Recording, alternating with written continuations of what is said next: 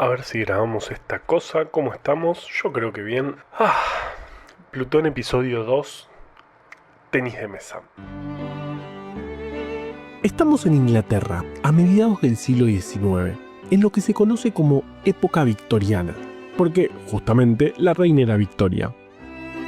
Eran tiempos de mucha suntuosidad y cosas de ricos.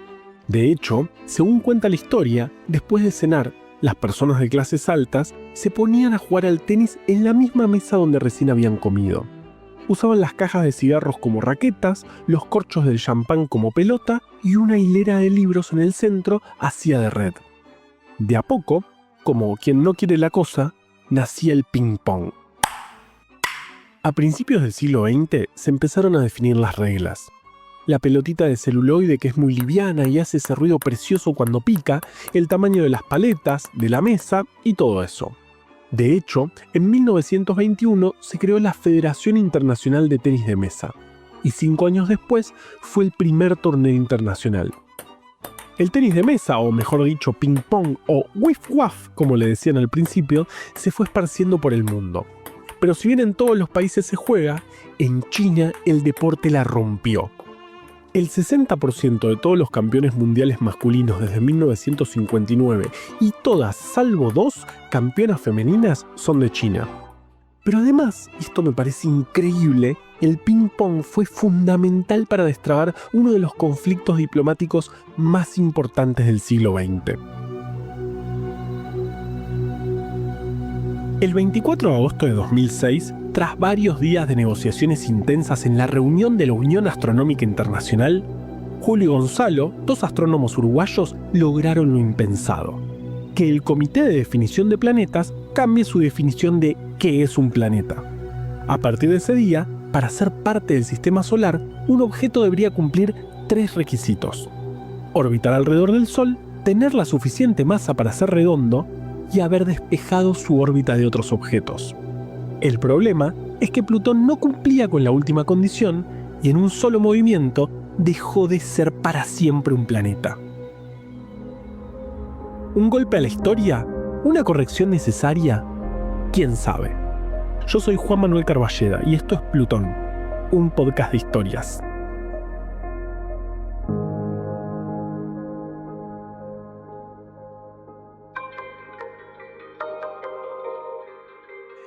En 1971, en Japón, se disputaba el Mundial de Ping-Pong.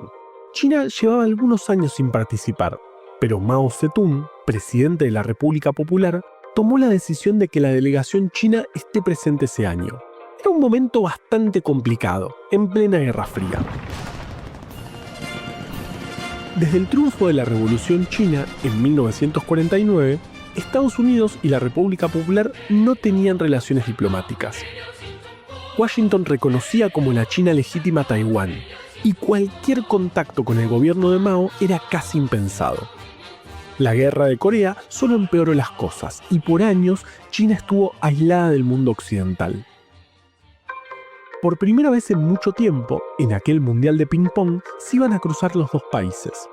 Los jugadores solo se podían saludar, pero a veces pasan esas pequeñas cosas que cambian la historia. Glenn Cowan, un jugador estadounidense, perdió el micro que lo llevaba desde la práctica al hotel.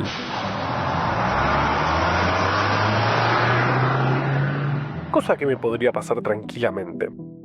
El punto es que como estaban cerca, y tal vez medio viendo lo perdido, alguien del micro que llevaba a los jugadores chinos se copó e invitó a Glenn a subirse. Esto ya era bastante inaudito. Chinos y estadounidenses no se cruzaban desde hacía más de 20 años. Y me imagino que en ese micro al principio el clima se cortaba con cuchillo. Pero en ese momento, el capitán del equipo chino, Zhuang Zedong, se acercó a Cowan, le dio la mano y le regaló un retrato de unas montañas chinas. Cowan quiso devolverle el gesto, pero en su bolso solo había un peine, y le pareció un regalo raro, así que no le dio nada. Eso dice la historia, aunque a mí me resulta medio raro creer que llevara solo un peine en el bolso. Seguro también había ropa o capaz algo más, pero un peine en un bolso, bueno, en fin. El punto es que unos días después, Glenn le devolvió el gesto con una camiseta con el símbolo de la paz. Ahora sí es un regalo digno, digamos. Tal fue la buena onda que pegaron en el micro que el capitán chino terminó invitando a los yanquis a jugar en China. Unos meses después, el 10 de abril de 1972, los jugadores cruzaron a territorio chino, convirtiéndose en la primera delegación oficial de Estados Unidos en pisar Pekín desde 1949. Para eso, tuvieron que cambiar los pasaportes de los jugadores, porque en la página que advertía a los viajeros sobre sanciones legales por viajar a partes controladas por comunistas, tuvieron que tachar China. Fueron recibidos con banquetes, exhibiciones deportivas y visitas a monumentos históricos. Zhuang Enlai, el primer ministro chino, les dijo: "Ustedes han abierto la puerta de la amistad entre China y Estados Unidos". Un año después, el equipo chino devolvió la visita jugando en Estados Unidos y lo llevaron a varias ciudades. Y solo 2 meses después, Richard Nixon se convirtió en el primer presidente estadounidense en visitar China y se sacó una de las fotos más importantes del siglo XX, junto con Mao, en Pekín. ¿Entienden? Estamos hablando de 2 potencias gigantes con las relaciones congeladas en plena Guerra Fría que se destrabó gracias a un partido de ping-pong. O, bueno, a un colectivo que se le fue a alguien. La política exterior de Nixon era un tema mucho más presente en la agenda que en el gobierno anterior, de Lyndon Johnson, que era el vice de Kennedy antes de que lo mataran, que se basaba principalmente en la guerra de Vietnam, guerra que duró 20 años. En esta política exterior, digamos, más abierta y bien asumido, en 1969, Nixon mandó a Nelson Rockefeller, que era nieto de Rockefeller original, un supermillonario fundador del Standard Oil, a visitar Latinoamérica. La elección no era ingenua. Nelson hablaba muy bien español porque había pasado mucho tiempo en Venezuela, interesado, obvio, en el petróleo. Estados Unidos interviniendo en Latinoamérica, ¿les suena algo? Pero cuando Nelson vino a Argentina, pasó algo espectacular. Nos encontramos en el interior del hotel en el cual desde ayer a las 20:15 se encuentra alojado el enviado especial del presidente Richard Nixon. Hasta la década de 1950, en la Argentina no se conocía el concepto de supermercado. Las compras se hacían en locales especializados, la verdulería, el almacén, la carnicería y así, donde siempre te atendía alguien, es decir que vos no agarrabas tus productos. Pero en 1951, en Mar del Plata, Bernardino Brazas, un almacenero, transformó su local en un autoservicio, el primero registrado en Argentina. De a poco, ese formato se fue copiando y cada vez había más y más autoservicios. Pero todo se aceleró vertiginosamente en 1962, cuando ingresan los Minimax, con la apertura del primer supermercado en la Argentina en la calle Santa Fe 2349, en Martínez, provincia de Buenos Aires. Luego se sumaron los supermercados Tanti de la familia Manoukian. Tal vez les suene el nombre porque Ricardo Manoukian fue el primer asesinado por el clan Pucho. Cosas. Luego se sumó Norte, el Hogar Obrero, Garantía y muchos otros. Para 1969, Argentina contaba con 162 supermercados.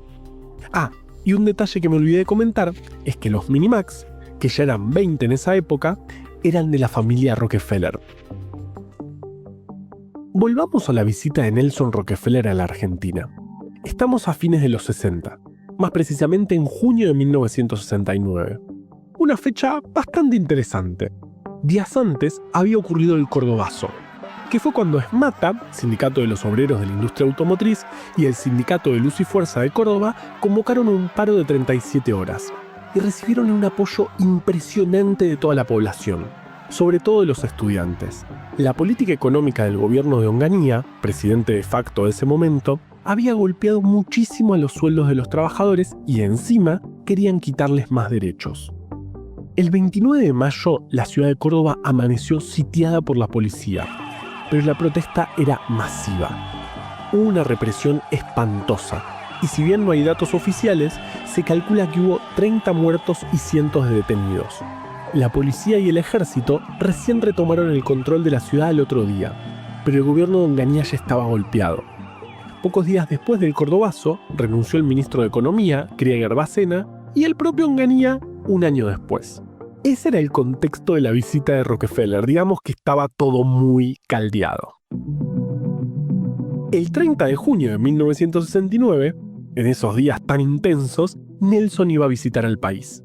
Pero unos días antes, le esperaba una sorpresa: el operativo Juanita. Luego del asesinato del Che Guevara, el 9 de octubre de 1967 en Bolivia, el Ejército de Liberación Nacional, o ELN, quedó desarticulado. Poco tiempo después, algunos revolucionarios intentaron formar la sección argentina del ELN. El plan era servir de apoyo a la guerrilla boliviana y al mismo tiempo propiciar las condiciones para la instalación de un foco armado en Argentina. La visita de Rockefeller, un símbolo total del imperialismo, era el escenario ideal para una acción revolucionaria llamativa.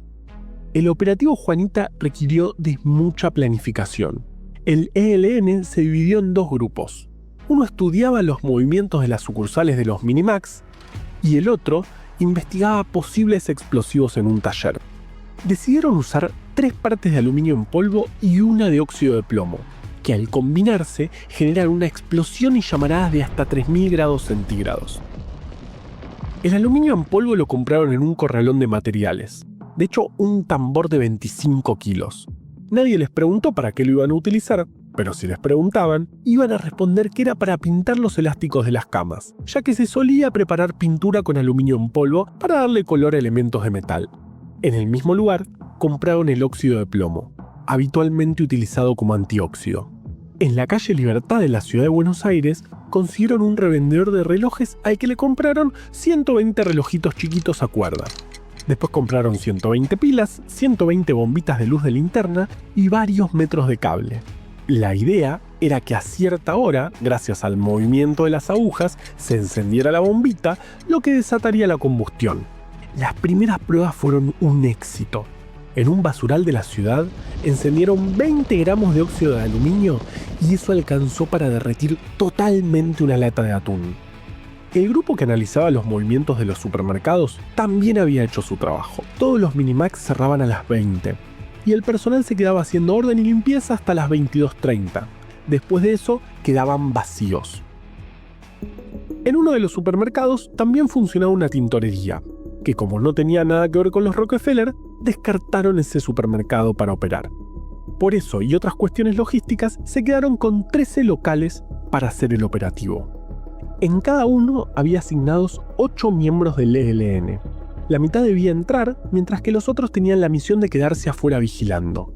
Era la mañana del 26 de junio. En ese momento, cambiaron el contenido de cajas de fósforos 3 patitos, poniendo entre 80 y 100 gramos de explosivos en cada una. Además, pusieron el sistema del reloj para detonarlo. Las cajitas fueron distribuidas entre los compañeros y a las 18 horas le dieron cuerda para que se activaran 6 horas después. Cerca de las 19:30 entraron a los Minimax. Entre su ropa llevaban las cajas de fósforos. 15 minutos después, a las 19:45, pusieron las cajitas lo más alejado posible en las góndolas para evitar que alguien las agarrara en los últimos minutos antes del cierre. A las 20, los supermercados cerraron. Cada uno tenía entre 4 y 6 cargas de explosivos. La detonación ocurriría a las 0 horas. A esa hora, según la investigación, no había nadie en ningún local. A las 0:15 se reunieron en una pizzería y esperaban nerviosos. Pero no pasaba nada. 0:20 todavía nada. A las 0:25 de lejos se empezó a escuchar una sirena. Y pocos minutos después, la ciudad se convirtió en un desfile interminable de camiones de bomberos. El jueves 26, en horas de la madrugada, 13 supermercados de la cadena Minimax en Buenos Aires estallaron simultáneamente en llamas. Estamos en otro supermercado, este queda en Echeverría y Obligado, en pleno corazón de Belgrano. Un incendio pavoroso, ¿realmente a qué hora empezó? El aviso fue recibido a la 1:50 aproximadamente. Entonces 2:10, de la Boca vinieron a atacar. O bueno, casi simultáneamente, porque no habían tenido en cuenta el tiempo que se tardaba en darle cuerda a cada reloj, que eran un montón, y por eso las detonaciones ocurrieron de manera escalonada entre las sucursales. En 8 de ellas se registraron pérdidas totales. Poco tiempo después del operativo, el ELN se disolvió y sus integrantes pasaron a formar parte de otros grupos revolucionarios, como las Fuerzas Armadas Revolucionarias. Pero el ataque a las sucursales del Minimax fue recordado por muchos años, y sin duda, Nelson Rockefeller no fue muy bienvenido al país. más bien fue bastante malvenido. En los 60 pasó de todo. Los Beatles revolucionaron la música, se levantó el muro de Berlín, apareció la pastilla anticonceptiva, asesinaron a Kennedy y a Martin Luther King, llegamos a la luna, pero no todo se definía en grandes escenarios o titulares históricos. La política no se juega solo en despachos y en discursos. También estaba en una mesa de ping-pong, en un colectivo perdido o en las góndolas de un supermercado. Tanto en la Guerra Fría como en la Argentina convulsionada de los 60, el poder se disputaba en todos los frentes. Porque cada gesto, cada partido, cada explosión podía cambiar la historia para siempre. A veces, lo que puede parecer un simple error, como un micro perdido o una caja de fósforos en una góndola, puede ser la chispa que transforme al mundo para siempre. Plutón, un podcast de historias, es una producción de Juan Manuel Carballeda, que soy yo. El guión lo escribí robando historias que escucho por ahí. De hecho, si sentís que algo de este episodio me lo contaste, te agradezco mucho. El tratamiento del sonido es de Leo Pillows, eso explica que se escuche tan bien. Y la identidad visual, hermosa, es de Belén Kakefuku. Si te gustó, suscríbete y compartilo. Nos escuchamos en un próximo episodio.